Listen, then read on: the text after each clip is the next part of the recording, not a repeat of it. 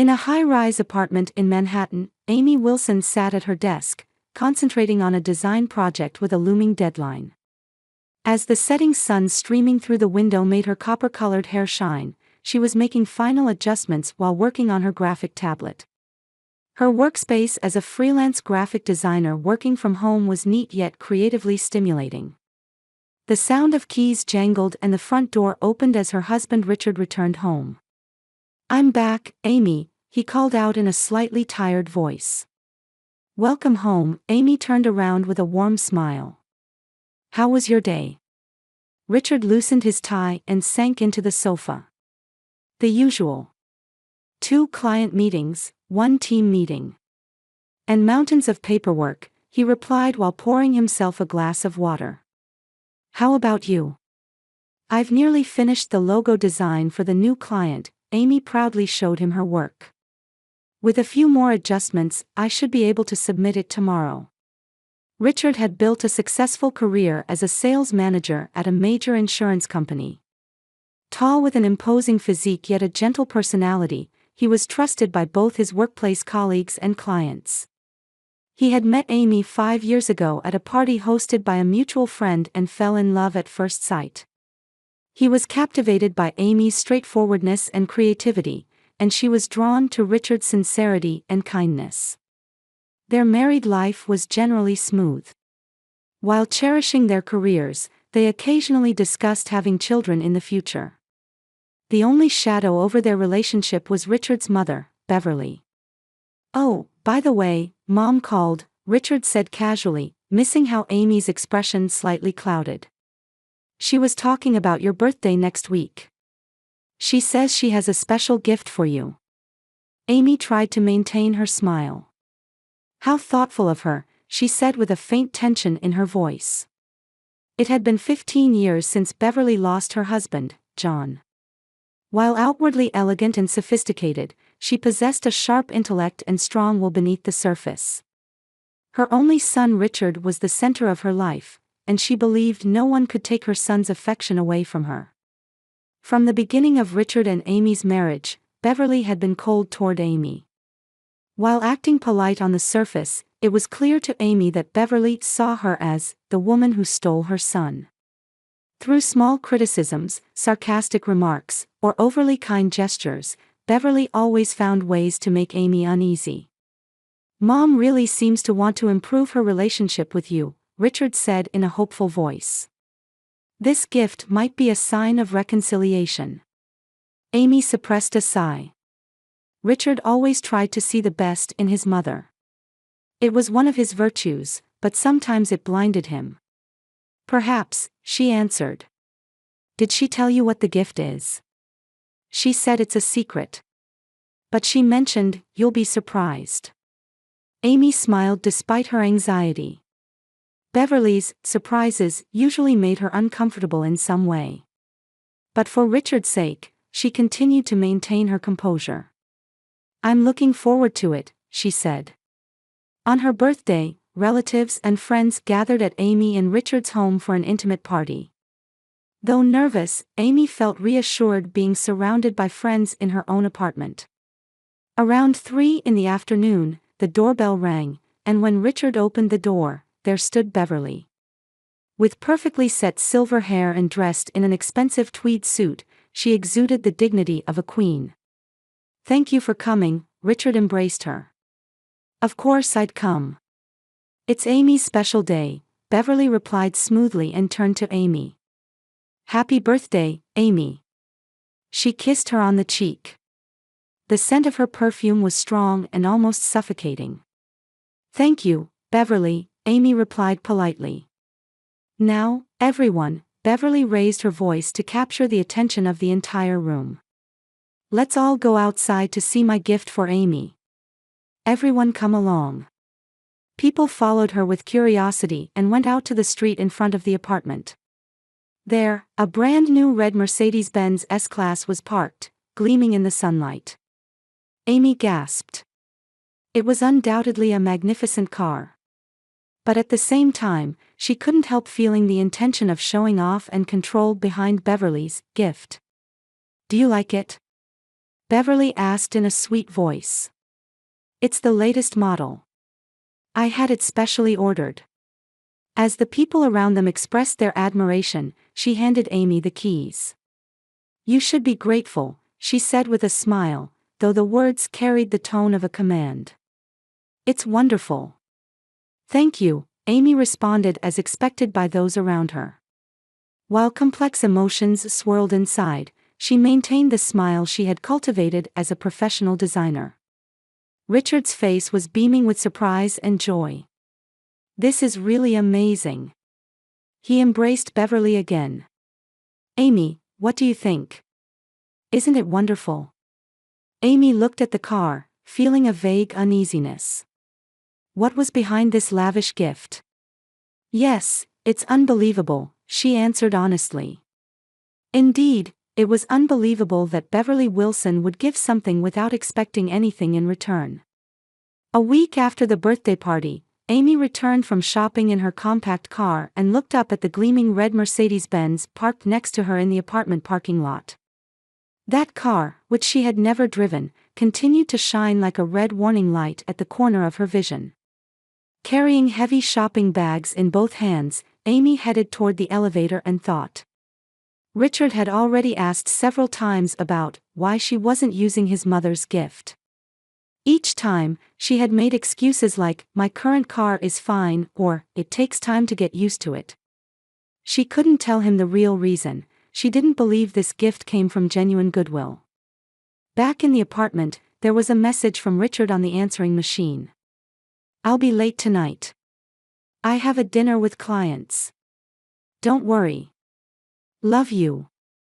Amy put down her shopping bags and looked down at the red Mercedes through the window. She thought this was her chance. I have time to check out that car. Determined, Amy went back down to the parking lot. She took out the keys and approached the car. After making sure there were no eagle-eyed surveillance cameras, she didn't think Beverly would go that far, but just to be safe, she opened the driver's door. Sitting inside, the smell of luxury leather hit her nose. Everything looked perfect, the shine of the dashboard, the texture of the seats, the sophisticated design of the control panel. But when she inserted the key into the ignition and started the engine, she felt something was off. The engine sound seemed slightly irregular. A faint vibration traveled through the steering wheel to her hands. Amy, with no experience of luxury cars, couldn't judge whether this was normal. It might just be my imagination, she thought. I'm not a Mercedes expert after all. As she explored the dashboard menu, various functions caught her eye. When she tried to check the navigation system and opened the settings screen, she found that a user profile had already been set up, Beverly Wilson. Of course, Amy muttered. A new car, yet she's already entered her own information. Driven by curiosity, Amy examined the navigation history. It contained addresses for Beverly's home, Amy and Richard's apartment, and several luxury shopping malls. Investigating further, she discovered a vehicle tracking option in the system settings. It was enabled. What's this? Amy's brows furrowed. Reading the explanation, she learned that this feature sent the car's location information in real time to a specific smartphone application. The linked account name was B.Wilson. Uneasiness began to spread. Amy explored the settings further and found a recording function option. This too was enabled, set to automatically record conversations inside the car and send them to the same account. Oh my God, Amy breathed. This was no longer a mere coincidence. Beverly had intended to monitor her and Richard. With trembling hands, Amy opened the glove compartment and took out the car's manual. Flipping through the hundreds of pages, she searched for information about the normal condition of the engine. It stated, the S-Class engine is especially known for its quietness, with almost no vibration felt at idle. The vibration she had felt was clearly abnormal. Amy listened carefully to the engine again. Indeed, a slight irregular sound could be heard. To investigate further, Amy took out her smartphone and searched for Mercedes-Benz S-Class engine abnormality. Reading several forums, she learned that engine troubles could lead to serious problems. Next, she checked the vehicle information screen on the dashboard to verify the car's history. What she discovered was shocking. This car wasn't new, the sale date was 6 months ago. This can't be, Amy said aloud. Beverly had claimed it was the latest model, and that she had specially ordered it. To investigate further, Amy noted down the car's VIN and accessed an automobile history report service on her smartphone. After paying the fee with her credit card and downloading the report, the terrible truth was revealed. The car was actually used and had an accident history. The previous owner had an accident on the highway, causing serious damage to the front end. It had been repaired, but crucial parts of the engine hadn't been completely restored. The report warned, potential for serious problems during long-distance or high-speed driving. Amy's hands trembled. This wasn't just a generous gift. Beverly had given her a dangerous car and intended to monitor her movements. In the worst case, this car could involve Amy in a serious accident. She turned off the engine and got out of the car. As the cool night air caressed her face, Amy thought about how to tell Richard about this horrifying discovery. He deeply loved his mother. Would he believe such a conspiracy? Back in the apartment, Amy decided to start gathering evidence. She took photos, printed the report, and captured screenshots of the recording function and tracking system settings. She would need irrefutable evidence to show Richard the truth. That night, lying in bed, Amy stared at the ceiling. Now that she knew the true purpose of Beverly's gift, she had to act to protect herself and her husband. But she still needed to proceed cautiously. She had to find a way to escape this dangerous situation without hurting Richard's feelings. On a weekend morning, Richard stood by the window with a coffee in hand, looking down at the parking lot. His eyes fell on the red Mercedes-Benz bathed in the morning sunlight. He took a slow sip of coffee, deep in thought. It's strange, he turned to Amy, who was sitting on the sofa.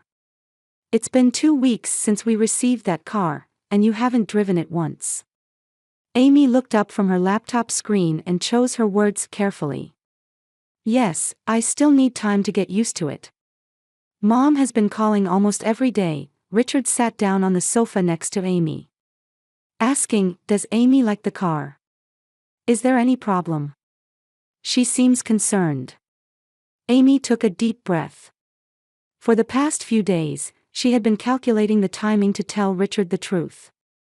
The evidence she had gathered was irrefutable: the car's accident history, the engine problems, and most terrifyingly, the surveillance system installed in the car. But considering Richard's relationship with his mother, bringing up this issue was difficult. Beverly probably thinks I'm happy with the car, Amy said cautiously. But you're not, are you? Richard looked straight into Amy's eyes. There's something you're not telling me. Lately, you've seemed uneasy, and even more tense when it comes to my mother. Amy clenched her jaw. Richard, there's a problem with that car. A problem? What kind of problem?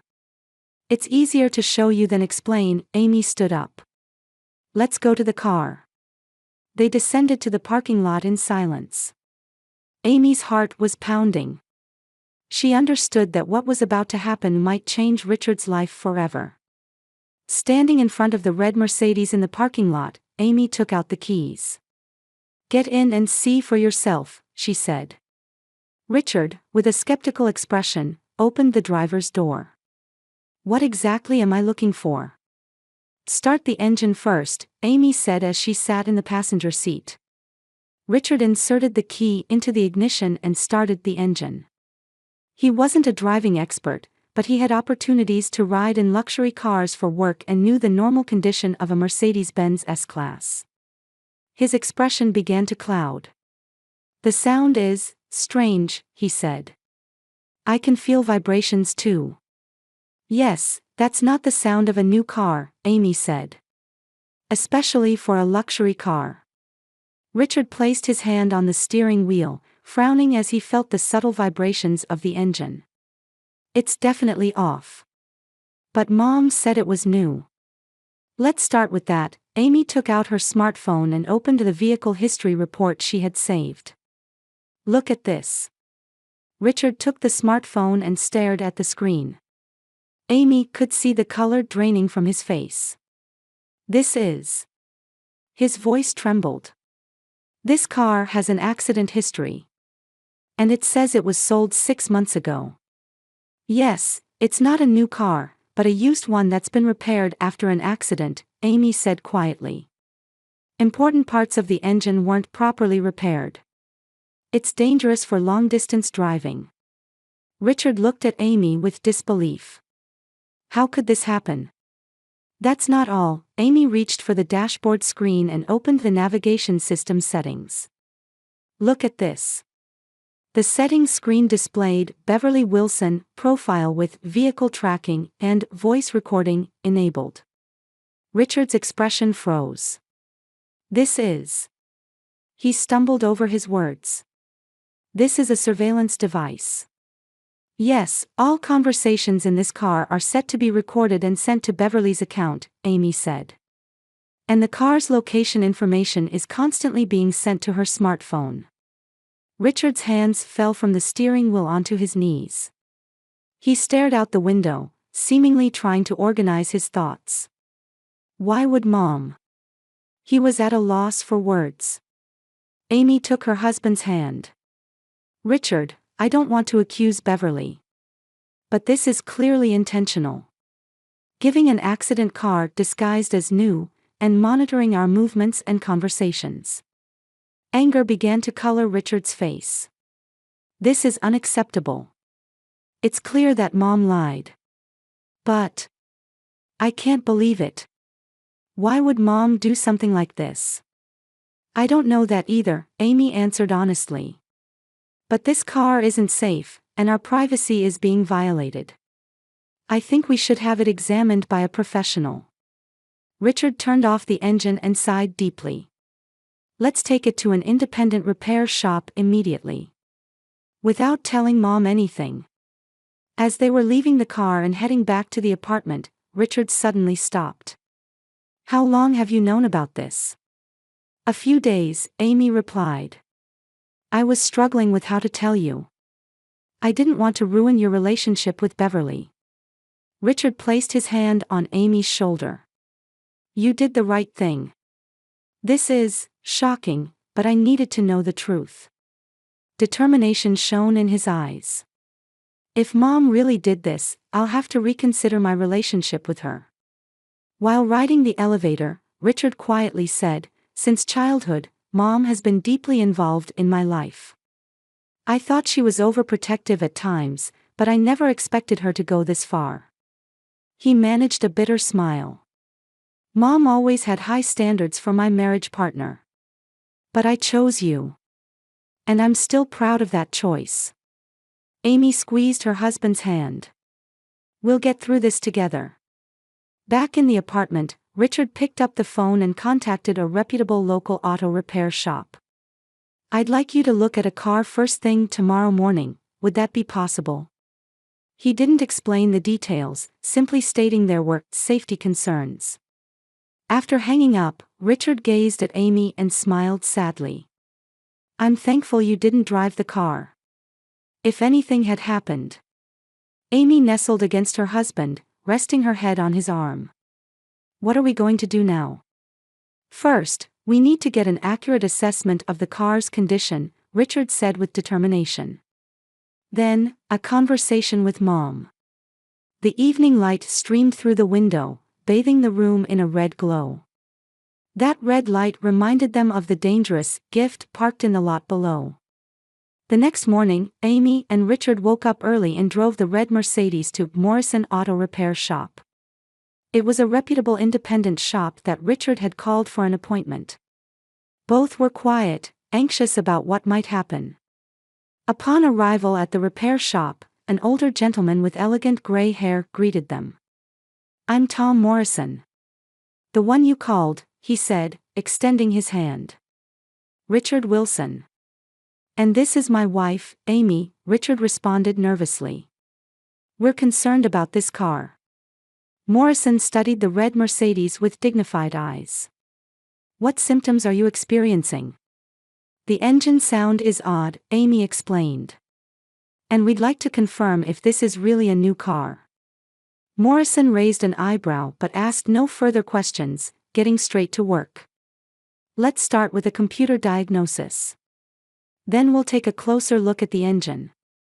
Amy and Richard waited in the shop's office space. Coffee cup in hand, Richard stared out the window. I can't believe my mother would do something like this, he finally spoke. Especially something that would put your safety at risk. Amy placed her hand over his. We can't say anything for certain yet. Let's wait for Mr. Morrison's diagnosis. About an hour later, Morrison returned to the office. His expression was grim, and he held a detailed diagnostic report in his hand. I have something I need to tell you both, he said as he sat down. This car is not new. It's been at least 9 months since manufacture. Richard leaned forward. And the condition of the engine? Morrison sighed deeply. To be frank, it's dangerous. The engine mounts have been improperly repaired, and several critical components aren't original parts. With high-speed or extended use, the engine could completely fail. In the worst case, it could stop while driving, potentially causing a serious accident. A chill ran down Amy's spine. This was exactly what she had suspected. Morrison continued, I also found unusual electronic devices in the car. He produced another document. A surveillance device linked to the navigation system. It's quite sophisticated, not something an amateur would install. The color drained from Richard's face. So it was deliberately installed. Without a doubt, Morrison nodded. These kinds of devices aren't typically installed by used car dealerships. Someone must have specially ordered it. Amy saw Richard's expression harden. There was a complex mix of anger and sadness there. Thank you, Mr. Morrison, Richard said quietly. Could we have this in writing? The detailed diagnosis and its dangers. Morrison showed understanding. I also recommend leaving the car here until you decide what to do with it.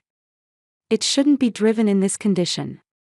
After leaving the keys with Morrison and riding the elevator back, Richard suddenly punched the wall. Why? His voice trembled with anger and sadness.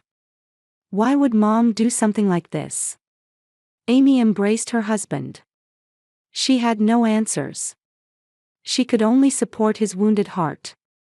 I need to see my mother, Richard said in a voice of firm resolve.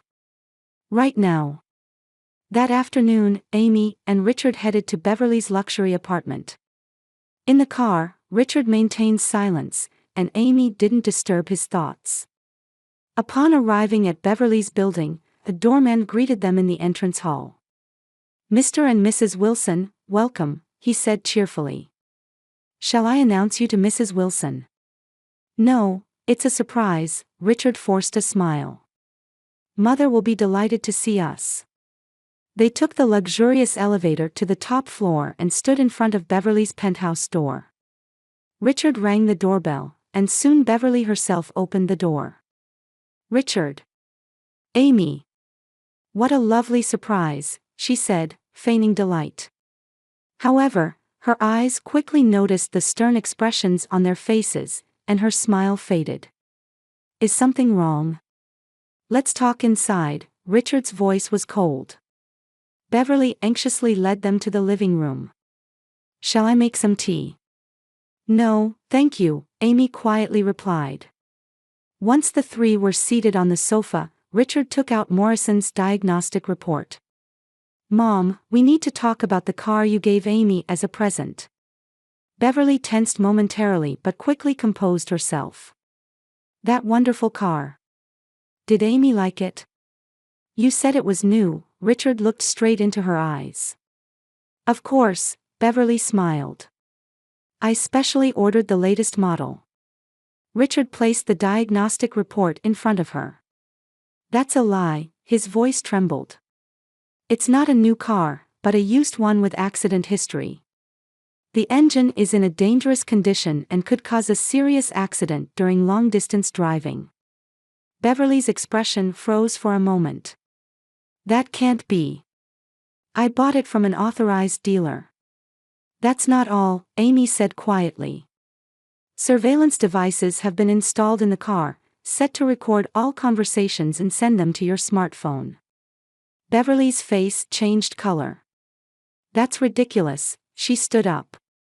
I just wanted to give a nice present. Richard also stood up, facing his mother. Enough, Mom. All the evidence is right here, he produced additional documents. These are the car's purchase records. You bought this car from a used car dealer and had surveillance devices installed after it was repaired. The color drained from Beverly's face. She collapsed back onto the sofa and remained silent for a while. Finally, she looked up. There was a coldness in her eyes that they had never seen before. You deserve a better woman, she said to Richard. This woman is manipulating you. Mom. Richard could no longer contain his anger. Amy is my wife. And you're the one who put her life in danger. That car is perfectly safe, Beverly argued. It might have some issues, but nothing fatal. Not fatal. Amy said in disbelief. Mr. Morrison said the engine could stop while driving at high speed. So what? Beverly's voice suddenly turned cold. I just wanted to eliminate her, making it look like an accident. A terrible silence fell over the room. Richard stared at his mother, trying to comprehend her words. You tried to kill me. Amy's voice was faint. Beverly shrugged. I didn't think that far. I just thought you might get scared and stop driving the car. Then it would become Richard's. She smiled at Richard. It was for you, son. Richard's face showed horror and disgust. This is the end, Mom, he said in a trembling voice. Our relationship ends here. Richard. Beverly hurriedly stood up. You're my only son. You'd abandon me for this woman. Amy is not this woman, Richard said quietly but firmly. She is my wife and my life partner. And now that you've tried to hurt her, I can no longer call you mother. Beverly's face contorted. You'll regret this, she threatened. She's not worthy of you. Goodbye, Mom, Richard took Amy's hand. Don't contact us. We'll talk through lawyers. As they headed for the door, Beverly threw out a final remark. I just wanted to protect you, Richard. But Richard didn't look back. As they got into the elevator and the doors closed, he let out a long sigh. It's over, he said in a tired voice. Amy rested her head on her husband's shoulder. Are you okay? No, not at all, Richard answered honestly. But things will get better from now on. He squeezed Amy's hand. Let's get through this together. As they left the building, a soft sunset embraced them. 1 year later, Amy and Richard were having breakfast in the backyard of their new suburban home. The gentle morning light illuminated the flowers in the garden, and the chirping of birds sounded pleasant. More coffee? Richard asked, pot in hand. Thank you, Amy smiled and held out her cup. Her rounded belly told of the new life growing within her. Their daughter was due to be born in 2 months. Richard gently placed his hand on his wife's belly, smiling at the faint movements he could feel. Full of energy. Yes, she moves around regardless of whether it's midnight or morning, Amy laughed. Just like you. Their lives had changed dramatically over the past year. After the confrontation with his mother, Richard began seeing a psychological counselor to address his relationship with his mother. Understanding the boundary between a mother's love and control wasn't easy, but therapy was helping him gradually overcome past suffering. They had moved into their new home 6 months ago. Leaving their Manhattan apartment for a spacious house with a garden marked a fresh start. Amy continued her design work from home while preparing for the baby's arrival. Richard worked at the same company but had begun to prioritize work-life balance. "I'll finish painting the baby's room this afternoon," Richard said while taking a bite of toast. The combination of lilac and cream was a brilliant idea. "As a designer, I pride myself on it," Amy winked. "That room will be perfect." Their conversation was interrupted by the ringing of the phone. Richard looked at the screen and his expression tensed slightly. "It's from Mom." Amy studied her husband's expression. His relationship with Beverly remained complicated. Since the incident, Richard had kept his distance but couldn't completely cut ties, maintaining just a monthly phone call. On the advice of professionals, he had decided to maintain limited contact. Richard answered the phone. After a brief conversation, he put it down. "Mom says she wants to send something for the baby," he said with a complex expression. "That's..." Amy chose her words. "Don't worry," Richard took his wife's hand. "I won't let Mom manipulate us again. If she sends anything, I'll check it first." Amy nodded, reassured. Beverly seemed to have softened her attitude somewhat upon learning of her grandchild's existence. However, Amy still didn't fully trust her. "I know you'll protect me and our child," she said quietly. Richard embraced his wife. "We're a family. There will still be difficulties ahead, but we'll overcome them together." The morning sun rose higher, announcing the start of a new day. Though the shadows of the past hadn't completely disappeared, Amy and Richard continued to walk forward. And the new life soon to be born would bring them new hope and joy.